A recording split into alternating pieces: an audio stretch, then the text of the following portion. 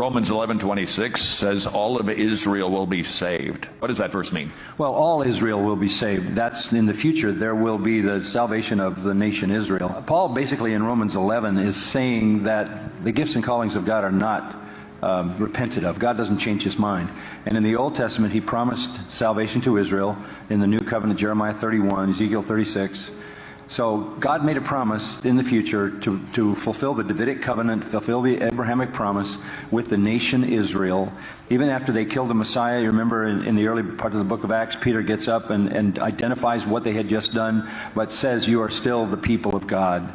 God has a plan for the future salvation of Israel because his gifts and callings are not subject to repentance.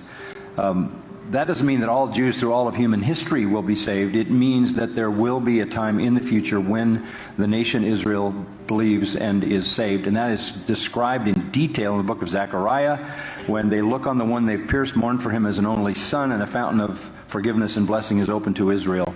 And then it follows into the kingdom.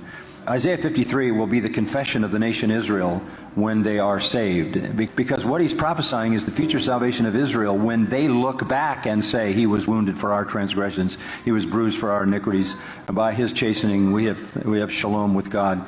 So that whole 53rd chapter is a confession of Israel which they will come to by the Spirit of God when they look on the one they've pierced, mourn for him as an only son, and understand what his life and death meant for them.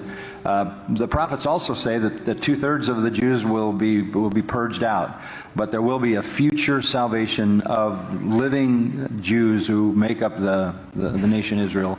And I think it's described in beginning detail in the book of Revelation when you have a revival in the city of Jerusalem. So are you suggesting that the church isn't Israel? Romans 11 does not allow that. That's the very verse you're talking about.